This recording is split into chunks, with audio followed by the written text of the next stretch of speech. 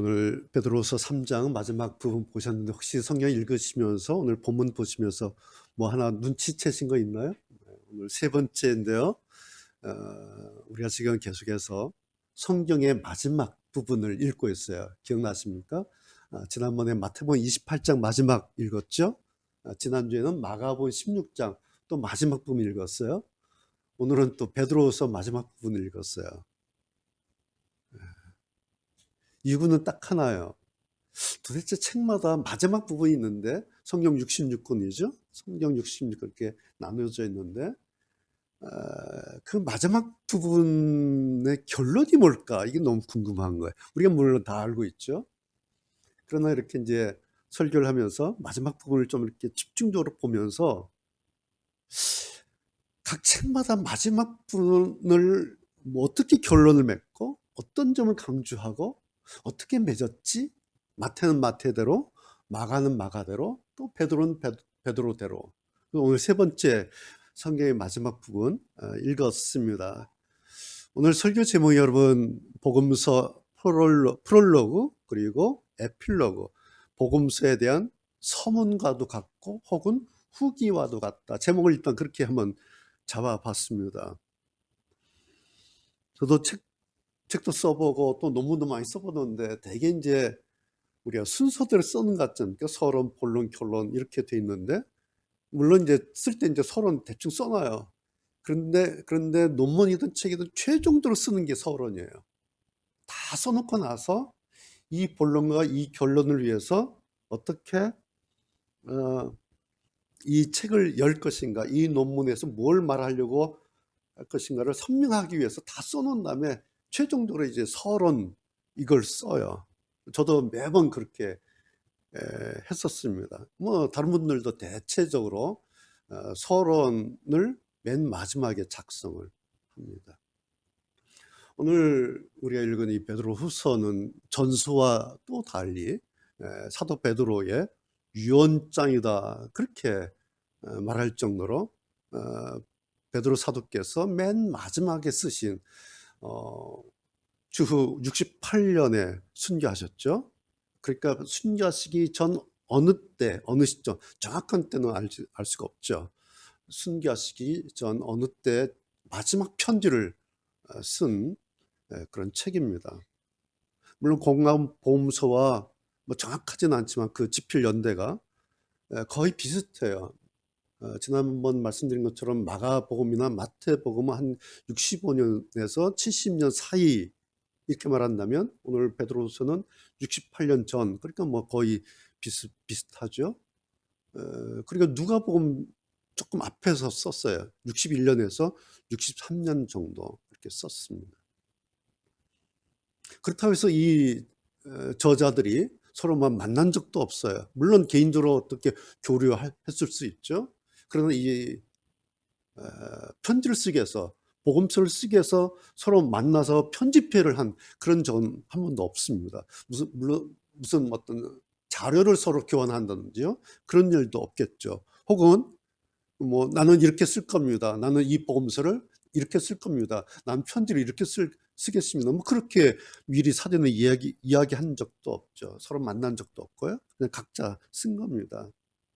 그런데 나중에 이렇게 성경을 묶어서 읽어보면 마치 한 저자가 쓴 것처럼 이렇게 통일되어 있는 것을, 주요 흐름이 있는 것을, 심지어는 창세기부터 계시록까지 전체가 마치 한 저자가 쓴 것처럼 그렇게 통일성이 있어요. 이것을 이제 신학적으로 성경의 통일성이다 이렇게 이야기를 합니다. 한 구약은 1500년 정도 기간을 놓고 집필되어 있죠. 그리고 신약은 한 100년 정도의 기간 동안 집필된 겁니다. 그러니까 신구약이 한 1600년 정도의 시차를 두고 집필이 돼 있어요. 그리고 한 40여 명의 그 기록자들이 있는 거죠. 그분들을 당연히 만날 수 없죠. 그런데 성경 정말 읽어보면 한 작품, 한 저자에 의해서 쓰여진 것 같은 그런 느낌을 받을 수가 있습니다. 오늘 제가 이 설교 제목을 이렇게 잡고 오늘 말씀드리려고 하는 이유가 바로 여기에 있어요. 오늘 특별히 이 베드로 후서를 읽다 보면 마치 이 복음서와 관련돼서 이 대표 저자 베드로 사도가 마치 여러 그 복음서 저자들 가운데 대표 저자로서 서문을 쓴 것 같아요. 자, 지금부터 이런 목적을 가지고 이렇게 복음서를 저술하겠다. 이 당신들이 읽게 될 뭐 마태복음, 마가복음, 누가복음, 요한복음 이 복음서들은 이런 목적으로 이런 의도를 가지고 적겠다라고 마치 그 복음서를 이렇게 소개해주는 그런 느낌이 들어요. 그리고 맨 마지막에 후기 또 이렇게 읽어보면 오늘 이제 말씀 가운데 후기도 좀 보이죠? 거기서 이제 당부를 하죠. 여러분 이 복음서 읽으셨는데 이 복음서 읽으신 독자 여러분들은 이 책을 통해서 이 복음서를 통해서 이렇게 되기를 바랍니다. 그래서 마치 후기를 쓴 것처럼 그런 느낌이에요. 그런 느낌. 그런데 이렇게 느끼고 사도 베드로가 마치 이렇게 한 것처럼 느끼고 다시 복음서를 보면 복음서 기록자들이 그렇게 기록한 것 같은 것을 보게 됩니다. 그래서 오늘 설교 제목을 성경 배치로는 베드로서가 거의 끝부분에 있지 않습니까? 복음서는 앞에 있는데 그건 마치 베드로가 이 복음서에 대한 서문도 쓰고 후기도 쓴 그런 느낌으로 보여진다는 거죠. 그래서 제목을 한번 그렇게 붙여본 거예요. 복음서에 대한 프롤로그, 서문과 에필로그, 후기가 무엇인가. 그래서 한번 말씀을 드리려고 합니다. 특별히 오늘 첫 번째로 베드로 후서, 오늘 우리가 본문을 읽었는데요. 후서의 의미가 말씀드린 것처럼 이 책은 베드로의 유언과도 같은 편지다라는 거죠. 여러분 유언하면 뭐겠어요? 부모님들 유언 남기실 때 뭐겠어요? 자녀들에게 마지막 당부죠. 이제 세상에서 자녀들에게 친지들에게 남겨두는 마지막 당부죠. 베드로서 1장을 보면요. 그런 뉘앙스가 몇 차례 나와요. 1장 13절 보면 베드로가 편지를 쓰면서 이런 말을 해요. 내가 이 장막에 있을 동안, 이 세상에 살아있는 동안, 자, 이제 마지막 편지를 너희들에게 쓰겠어. 그리고 14절에도 그런 말 또 해요. 나는 이제 곧 육신을 떠나야 함을 알고 있다. 내가 보니 이제 내려박혀도 점점 나한테 가까워지고 내가 살 날이 얼마 남지 않은 것을 느끼게 된다. 그러면서 사도께서 당신의 남은 날이 얼마 되지 않은 것을 느끼고 있는 것을 그렇게 쓰고 있어요. 나는 이제 곧 육신을 떠나야 함을 알고 있다. 그리고 15절에도 이어서 그래서 내가 이 세상을 떠난 후에도 여러분들이 이러이러한 사실을 기억하길 바란다. 내가 떠난 후에라도 이런 것을 기억하고 이런 것을 생각했으면 좋겠다. 그래서 내가 이 마지막 편지를 당신들에게 보냅니다. 그러면서 로마에서 당시 소아시아 성도들에게 베드로의 이 마지막 편지를 보내준 베드로서는 그리고 이 편지를 받는 성도들로서는 베드로의 마지막 육성, 마지막 유언과도 같은 당부를 받는 것이죠. 그 목적, 베드로가 이 마지막 당부를 성도들에게 소아시아에 편지를 보내는 목적이 1장 10절 보면 딱 하나예요. 그러므로 더 힘써서 너희 부르심과 택하심을 굳게 하라. 당부를 한 겁니다. 자, 베드로 전서 후서 이렇게 나누었지 않습니까? 편지를 두 개로 나눴는데요. 이제 편지 쓰는 시점이 달라서 그렇습니다.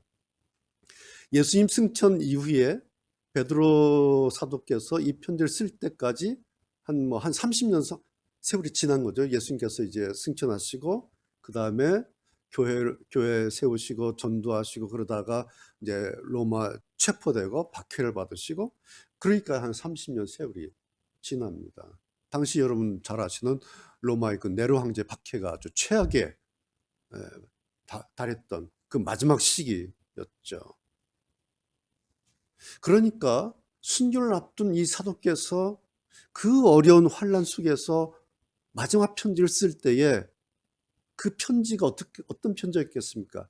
가장 중요한, 가장 핵심적인 것만 요약해서 정말 남은 자녀들이, 남은 성도들이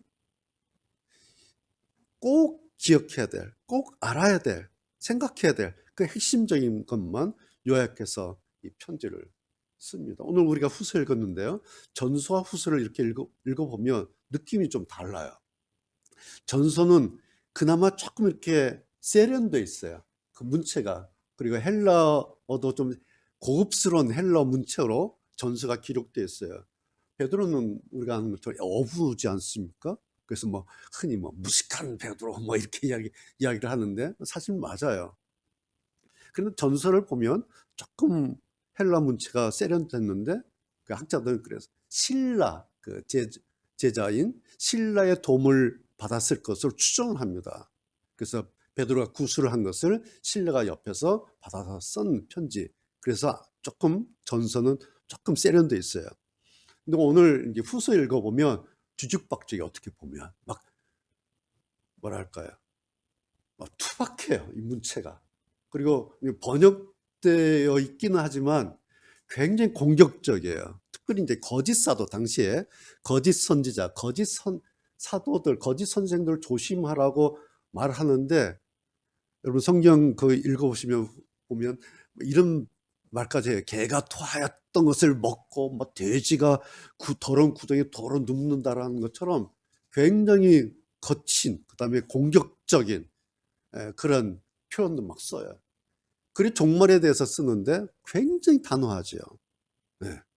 주의 날이 도적같이 말 것이다. 이런 표현을 막 써요. 그럼에도 불구하고 한 가지 따뜻한 게 뭐냐니까 마지막 유언인데 아버지 같은 또 그런 심정도 우리가 느낄 수가 있습니다.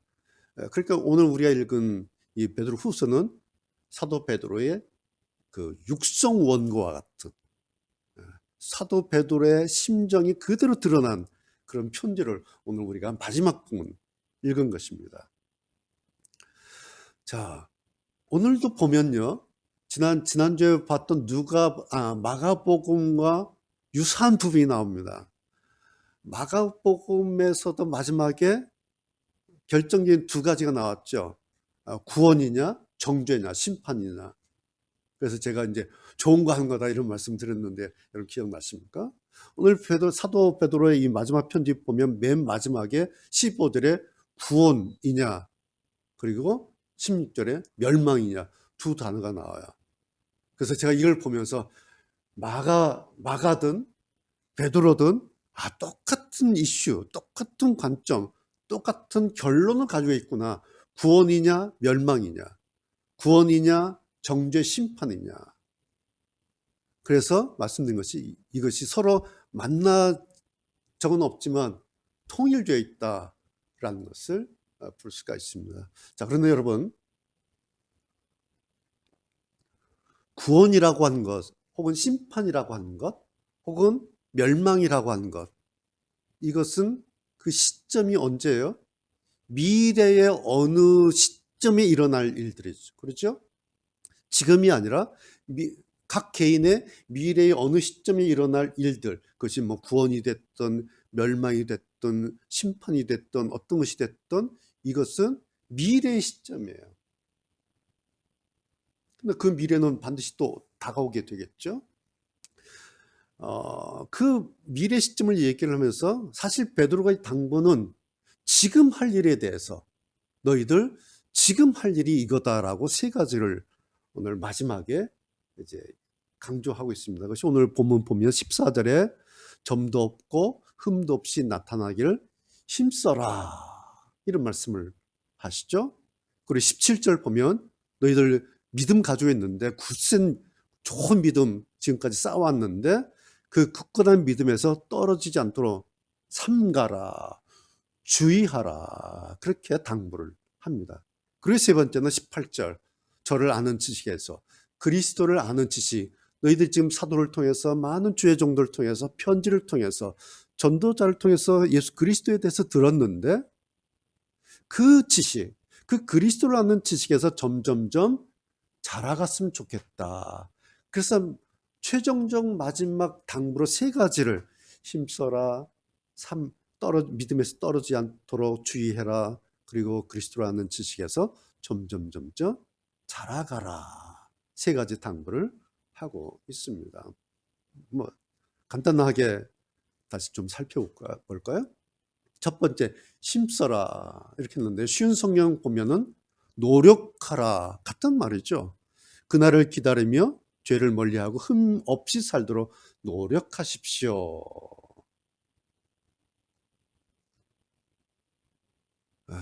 사도 베드로의 포인트가 어디에 있냐니까 힘써라, 노력해라.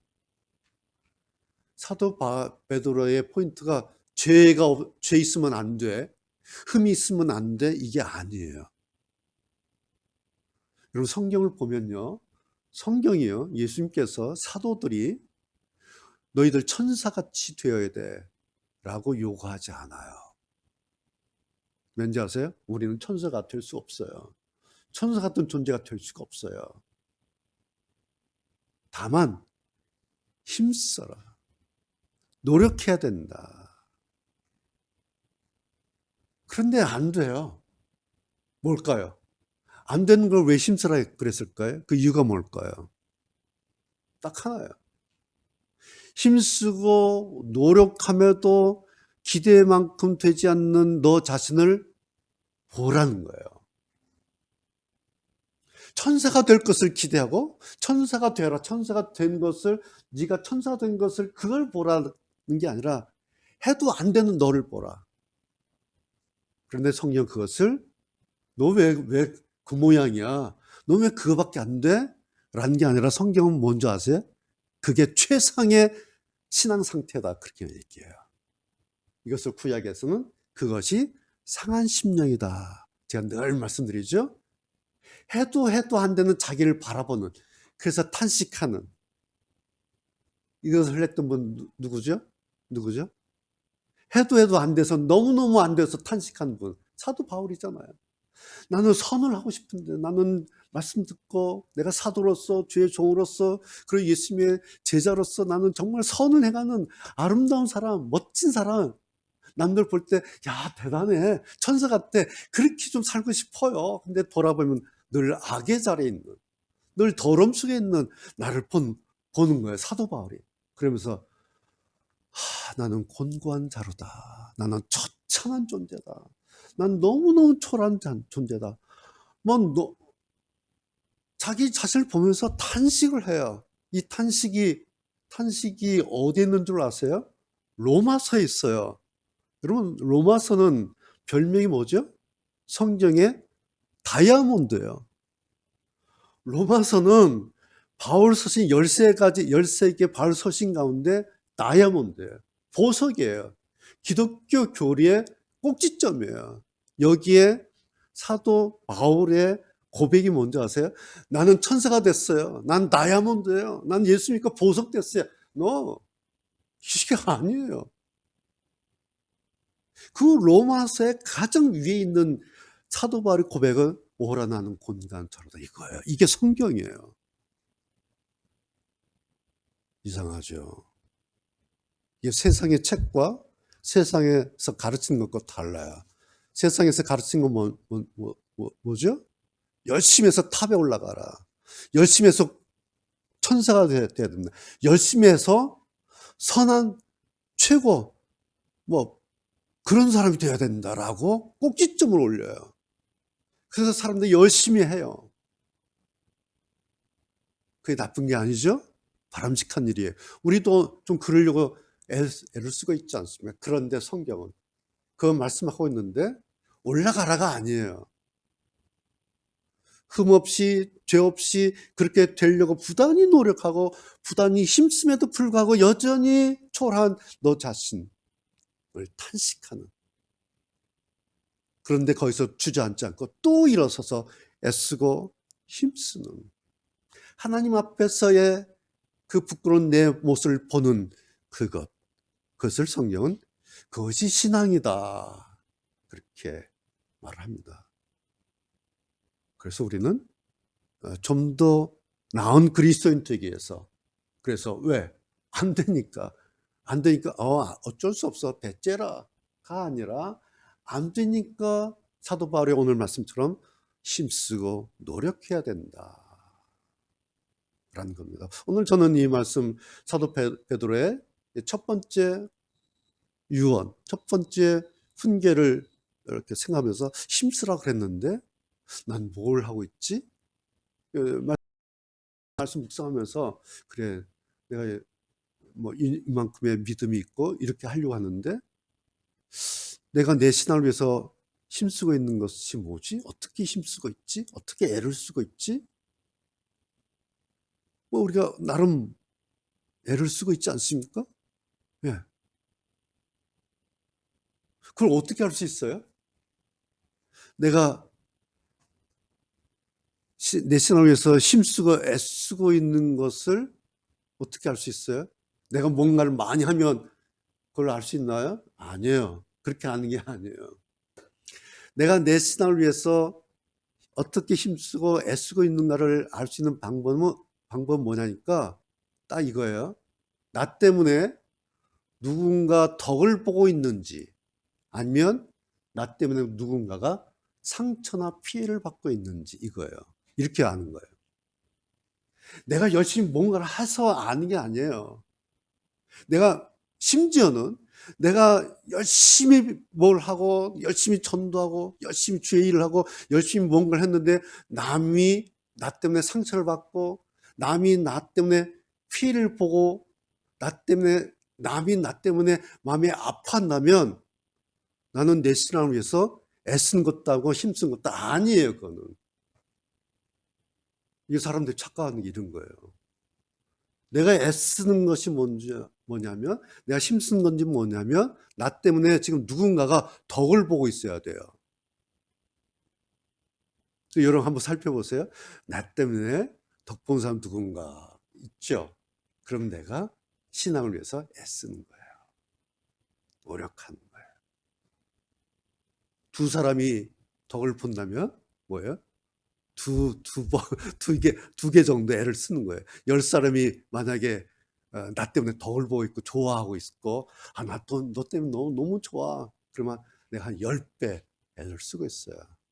그래서 나는 열심히 하는데 들려오는 소리 있을 거 아니에요. 아프기 때문에 내가 상처받았어. 아프기 때문에 내가 힘들어. 그러면 나는 열심히 한다고 하는데 사실은 나는 아무것도 안 하고 있는 거예요.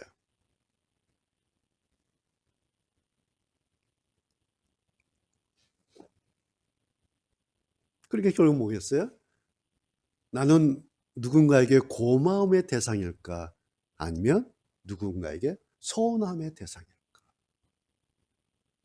이것이 내가 힘쓰고 있는지, 내가 노력하고 있는지 이것의 증거예요. 그렇게 알 수가 있는 거예요. 제가 늘 말씀드리죠. 신앙이라고 하는 것이 멀리 있는 게 아니죠. 내 주변에 있어요. 그냥 내 현장에 그냥 있어요. 그래서 우리가 애쓰지 않으면 더 나은 신앙이 되려고 노력하지 않으면 신앙은 그냥 없는 거예요. 그게 말씀드린 것처럼 천사처럼 되는 것이 우리의 목적이 아니에요. 단지 애쓰고 노력하는 그 의지, 그 실천, 그것이 중요한 거죠. 신앙이라는 것이 뭐 멀리서 찾는 그런 것이 아니고 지금 내 자리에서 그냥 하는 거예요. 그래서 오늘 사도 바울의 이 권면을 다시 들으면서 저도 생각하는 거예요. 나는 내 신앙을 위해서 어떻게 애를 쓰고 있지? 어떻게 힘쓰고 있지? 나 때문에 좀 뭐 덕이라 할까? 누군가 유익을 끼치는 유익을 받는 사람이 누구 있을까? 혹은 나 때문에 상처를 받는 사람 있지 않을까? 나 때문에 피해를 보는 사람 있지 않을까? 그런 부분. 두 번째 권면은 뭐예요? 너희들 복음 듣고 믿음으로 살려고 애쓰고 지금까지 왔는데 그리고 당신은 어떤 상황이에요? 지금 박해 시대거든요. 그 속에서 이 박해 속에서 믿음에서 떨어지지 않도록 믿음에서 내려가지 않도록 삼가라 주의하라. 쉬운 성경 17절 다시 읽어볼게요. 이렇게 돼 있어요. 사랑하는 여러분, 이제 이 모든 것을 알았으니 부디 조심하십시오. 악한 자들의 꾀임에 빠져 잘못된 길에 들어서지 말며 굳건한 믿음에서 떨어지지 않도록 주의하십시오. 당부를 해요. 조심하십시오. 주의하십시오. 그 사도 베드로 당신도 그렇고 지금 소아시아 모든 성도들도 지금 박해 시대에 그 참혹한 상황을 지금 겪고 있고 알고 있지 않습니까? 그 상황에서 조심하면 좋겠다. 주의하면 좋겠다. 마치 부모 같은 마음으로 아버지와 같은 그런 사랑으로 그러면서 주의하고 조심한 그 성도들을 향해서 그들을 기억하면서 막 응원의 메시지를 보내면서 그러면서 아마 베드로의 마음에 그런 마음이 있지 않았을까 싶어요. 자, 이 편지가 이제 마지막 편지인데 그리고 이 편지를 마지막으로 이 성도들과 다시 만날 수가 없을 텐데 그 마음에 나중에 여러분 나중에 당신들하고 나하고 멋지게 만납시다. 그런 마음으로 이 편지를 마지막 보내시지 않았을까. 왜냐하면 여기 표현한 것처럼 지금 우리들 주변은 악한 자들이 있다. 특별히 사도 베드로가 지금 염두에 둔 이 악한 자들이라고 하는 것은 그 거짓 선생들. 거짓 선생이라는 게 다른 게 없어요. 성경을 이야기를 해요. 이 사람들도 성경을 이야기하는데 딱 하나 자기들 관점에서 성경을 마음대로 해석하는 거예요. 그러다 보면 당연히 뭐 성경이 왜곡되겠죠. 그 사람을 가르쳐서 잘못된 선생들 이렇게 표현하지 않고요. 악한 선생 이렇게 표현한 거예요. 그러니까 굉장히 공격적이에요. 아까 말씀드렸죠. 이 마지막 베드로의 편지를 보면 굉장히 공격적이고 투박해요. 세련미는 없어요. 그냥 대놓고 하는 거예요. 네. 악한 자들. 성경을 억지로 푼다는 게 뭐겠어요? 무식해서도 그렇겠지만 그들이 자기의 목적 때문에 그런 거죠. 자기의 목적이 뭐겠어요? 이 성경을 어떻게 풀어야 사람들이 나한테 올 것인가? 이 성경을 어떻게 풀어서 이 성경이 이렇다고 말해야 사람들이 좋아하고 나한테 올 것인가에 관심을 가지고 사람들의 관심을 끌려고 성경을 억지로 푼다는 얘기예요. 사실 성경 그런 뜻이 아닌데. 그래서 사도 베드로가 그 많은 거짓 선생들을 보면서 이들은 잘못된 선생이 아니라 악한 사람들이다. 그러니까 사도 베드로는 굉장히 강직한 분이에요. 그래서 성경에 관심 있는 것이 아니라 그 선생이라는 사람들이 자기에게 관심을 두는 거예요. 가만 보니까. 그리고 자기 목적을 우선해요. 그것을 거짓 선생, 거짓 선지자, 탐심, 욕심으로, 탐욕으로 말을 지어내서 사람들에게 그럴듯하게 말하는. 그리고 2장 7절 보면 아주 결정적으로 쐐기를 받는 단어가 뭐니까 그들은 무법한 자들이다. 법이 없는. 그러니까 뭐 하고 싶은 대로 다 하는 그런 사람들을 조심해야 된다. 주의해라. 그렇게 이제 마지막 편지를 하죠. 그 사람들을 왜 조심하지 않으면 그들의 말을 그냥 아무런 경계심 없이 들었다가는 믿음에서 떨어질 수 있기 때문에 주의해야 된다. 그렇게 얘기를 합니다. 자, 그런데 한 가지 여기서 이런 거 생각해 볼 수가 있어요. 우리를 믿음에서 떨어지게 하는 것이 단지 거짓 선생뿐일까? 단지 어떤 사람만이 우리를 믿음에서 떨어지게 하는 것일까? 라고 생각해 보면 어떻습니까?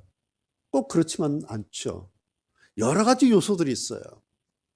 우리들을 믿음에서 떨어뜨리는 요소들이 우리 주변에 산적돼 있죠. 그래서 그것이 어떤 것이든 그것이 우리를 믿음에서 떨어지게 하는 것이라면 그것은 거짓 선생 같은 것이에요. 그게 뭘까요? 여러분 한번 체크해 보시면 돼요. 내가 잘 가다가 어느 날 믿음에서 툭 떨어지는 거예요. 요게 거짓 선생이에요. 이거 체크해야 돼요. 그런데 체크하다 보면 매번 반복되는 것이 있을 수 있어요. 매번 요거에 걸리면 툭툭 떨어져요. 주일날 은혜 받고 말씀대로 믿음으로 살겠다 하는데 매번 툭툭 떨어뜨린 게 있어요. 그럼 요것이 나의 거짓 선생이에요. 나를 떨어뜨리겠는. 요거를 체크를 해야 돼요. 그리고 주목해야 돼요. 그리고 딱 짚어놔야 돼요. 요 놈. 딱 짚어놔야 돼요. 이게 반복으로 작용을 해요. 신경 써야 돼요. 그리고 이것을 경계하고 방어해야 돼. 그것이 사도 베드로의 이 말이에요. 삼가해야 되고 조심해야 되고 주의해야 된다. 근데 여러분, 조심하고 주의하란 말이 소심하란 말이 아니에요. 그렇죠? 이것이 뭐 소심 아무것도 하지 말고 밖으로 세상으로 나가고 뭐 접촉하지 말고 그런 말이 아니에요. 뭐겠어요? 체크하고 신경 쓰고 염두에 두는, 이렇게 하는 것이 믿음의 행위다. 그 말씀을 한 겁니다. 우리는 믿음이라는 것이 주여 믿습니다, 뭐 기도하고 이런 것만 믿음의 행위 아니라 이런 부분들도 믿음의 행위다는 거죠. 왜요? 오늘 들은 말씀, 베드로께서 하신 이 말씀을 가지고 신경을 쓰는 거죠. 어디서? 우리 삶의 현장에서, 가정에서, 일터에서. 그래서 제가 늘 강조하듯이 거기가 신앙생활을 하는 것이다. 제가 늘 교회는 신앙생활을 하는 곳이 아니다는 말씀드렸죠. 기억나시죠? 예. 교회는 신앙생활을 하는 곳이 아니에요. 여기는 신앙생활을 하는 곳이 아니에요. 여기는 베이스 캠프, 무장하고 준비하고 임파워링, 힘을 공급받고 그 다음에 수리하고 준비하고 다시 재정비하고 하는 것이 교회지. 그리고 그렇게 하는 시간이 주일날 우리 교회로서는 딱 일주일에 한 번 재정비하는 시간이에요. 여기가 베이스 캠프일 뿐이에요. 여기서는 신앙생활 하는 거 아니에요. 신앙생활은 예배 끝나고 문 열고 나가면 그때부터 신앙생활 시작되는 거예요. 자, 이제 세 번째, 저를 아는 지식, 그리스도를 아는 지식에서 자라가라, 성장해가라, 그런 말씀이겠죠. 베드로도 이렇게 말씀하셨는데 사도 바울도 똑같은 말씀을 하세요. 에베소서 4장 13절에 하나님의 아들을 믿는 일과 그리고 아는 일에 하나가 되었어. 믿는 것과 아는 일에 하나가 되어서 온전한 사람을 이루고 그리고 그리스도의 장성 분량이 충만한 데까지 이르러라, 자라가라. 사도 베드로나 사도 바울이나 똑같은 관점이죠. 뭐겠어요? 신앙이라는 거 성장해야 되고, 그리고 성장하는데 언제까지 성장하는 겁니까? 성숙되기까지. 그냥 키만 이렇게 성장하는 게 아니라 무르익어야 되고 힘이 생겨야 되고 자리를 잡아야 되는. 그러기 위해서는 언제까지 하면 될까요? 끝이 없어요. 신앙의 끝은 없죠. 단지 갈 뿐이죠. 그래서 우리가 6번째 신앙 늘 얘기하죠. 신앙은 오늘 여기가 끝이 아니라 마지막, 거기까지 신앙의 끝이 없어요. 그냥 갈 뿐이에요. 자, 여기까지 세 가지를 권면했는데, 자, 이 세 가지 기억하고 잘하면 되겠죠. 그런데 베드로께서 참 친절하게 그 방해 요소가 무언가를 또 힌트를 주세요. 세 가지. 16절 보시면 성경 참 좋은데, 이 복음 너무너무 좋은데, 그런데 그 안에는 알기 어려운 것이 덜어있다. 여러분 어때요? 성경 읽어보면 다 이해돼요? 아니잖아요. 그렇죠? 저도 그래요. 신앙을 전공하고 신학교에서 신앙을 가르쳤던 저도 성경 너무너무 어려워요. 그래서 연구하고 또 주석도 보고 사전도 찾아보고 뭐 찾아봐요. 왜? 어려웠기 때문에. 뭐죠? 성경을 알기 위해서 신학적인 전문성도 필요하다는 거죠. 그렇다고 해서 뭐 평소도 여러분들이 다 신학하실 필요는 없어요. 단 그래서 성경을 신학적인 전문성을 가지고 잘 준비된 말씀이든지 책이든지 이런 부분, 이런 자료들 얼마든지 많지 않습니까? 예, 그것은 이제 우리의 몫이에요. 두 번째, 16절. 억지로 풀고 해석한 일을 조심하라. 여기 억지로란 말이 트위스트, 뒤튼다는 얘기예요. 그러니까 성경 말씀을 살짝 뒤틀어요. 왜 뒤틀겠어요? 반듯하게 하면 나한테 뭐가 안 와요. 이걸 선생들이 아는 거예요. 그래서 요 성경을 조금 뒤틀어요. 뒤틀어서 이야기하면 뭔가가 나한테 와요. 그래서 신학적으로 아이소게시스라고 그래요. 첨가해서 성경을 주해하고 끄집어 엑세게시스 주석을 해야 되는데, 이게 이제 좋은 성경 해석인데 아이소게시스라고 해서 그 MS를 집어넣어요. 성경에다가 뭔가 이렇게 집어넣어 가지고 성경은 이런 거예요. 그런데 들어오면 자기 말이야. 이것이 성경을 뒤틀어서 해석한다. 그거를 조심해라. 그런데 여러분, MSG 이 음식에 들었는지 안 들었는지 알아요, 몰라요? 알죠. 누가 알아요? 네. 안 섞인 음식 먹는 사람들은 알아요. 근데 늘 MSG 섞인 음식 익숙한 사람은 익숙하지 몰라요. 참 쉽지 않은 일이에요. 세 번째, 17절에 무법한 자들의 미혹을 조심해라. 이것이 우리의 신앙 성장과 영적인 성숙을 방해하는 요소, 미혹. 아까 말씀드린 것처럼 하나님 신경 쓰지 않고 자기 목적을 위해서 성경을 막 이렇게 저렇게 갖춰다 붙이는, 당신은 아직까지 성경이 되지 않았던 그런 시기, 60년대, 70년대였기 때문에 뭐 이런 책들이 막 돌아다니는 거예요. 그리고 아직까지 신학이 정립이 되지 않았기 때문에 각자 알아서 막 다 뭐 이렇게 저렇게 해석하는 거예요. 천국에 대해서, 구원에 대해서 막 이야기를 하는 그 시대에 그 무법한 자들의 미혹을 조심해라 라는 거예요. 자, 그러면서요, 17절의 마지막으로 그런데 안전장치가 있다 한 말씀을 해요. 그것이 너희가 이것을 미리 알았은즉. 미리 알았은즉. 무슨 뜻이겠어요? 자, 이제부터 제공되는 이 복음서를 여러분 잘 보십시오. 이제 여러분들에게 문서로 복음서가 이제 회신될 텐데, 그 복음서 말씀 붙들고 그 말씀 잘 듣고 그 말씀에 쓰여진 그 내용 가지고 이제 믿음 생활 하나하나 해 가십시오. 자, 지금부터 복음서를 소개합니다. 여러분들에게 복음서를 전달하겠습니다. 마치 그런 느낌이에요, 이게. 미리 알았은지. 그래서 제가 복음서 프롤로그다. 그리고 이 복음서를 다 배웠다면 오늘 18절 마지막 에필로그 후기를 씁니다. 오직 우리 구주 예수 그리스도를 아는 지식과 그의 은혜 가운데 자라나기를 바랍니다. 이제부터 영원까지 주님께 영광이 있기를 바랍니다. 그러면서 사도 베드로의 편지가 끝납니다. 요 18절 마지막 요 부분이 사도 베드로의 마지막 육성이에요. 성도들에게 남긴 마지막 육성. 그리스도를 아는 지식과 그리스도의 그 은혜 가운데서 당신들 잘 자라나기를 바랍니다. 지금부터 영원까지 주님께 영광이 있기를 바랍니다. 그리고 이 편지를 마칩니다.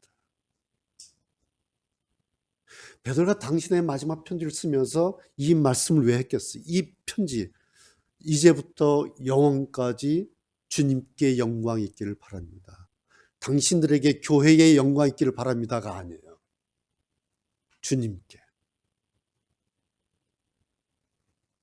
무슨 결론이겠어요? 우리 신앙의 모든 결말은 주님의 영광으로 향하는 것이다. 우리가 신앙하면요, 나 어떻게 하지? 내가 좋은 신앙 가지고 내가 은혜 받고 내가 기도응답 받고 나 하나님으로부터 내가 받아서 나가 아니라고 하는 것은 마지막 후기에서 우리의 그런 모든 신앙의 과정과 신앙의 노력과 신앙의 땀과 신앙의 결과물 모든 것은 그 결말은 주님의 영광 쪽으로 향하는 것. 그러면서 그 영광의 자리에 이르게 하는 것이다. 이것이 사도 베드로의 마지막 육성입니다. 그리고 이것을 위해서 이렇게 성경 복음서가 오늘 우리를 위해서 주어졌다는 것을 당신의 마지막 유언으로 오늘 우리에게 남겼습니다. 오늘은 베드로의 이 마지막 편지, 유언과도 같은 이 마지막 말씀을 함께 읽었습니다. 그러면 시편 기자가 말하죠. 성경 주의 말씀은 내 발의 등이다. 주의 말씀은 내 길의 빛입니다. 그럼 우리가 또 한 주간 지낼 텐데 무언가 앞이 보이지 않을 때가 있지 않습니까? 어디로 가야 될지 길이 보이지 않을 때 있어요. 그럴 때 오늘 이 말씀, 베드로가 말씀, 이미 아는 그 말씀, 이미 알고 있고 이미 들은 주의 말씀 하나를 떠올리는 거예요.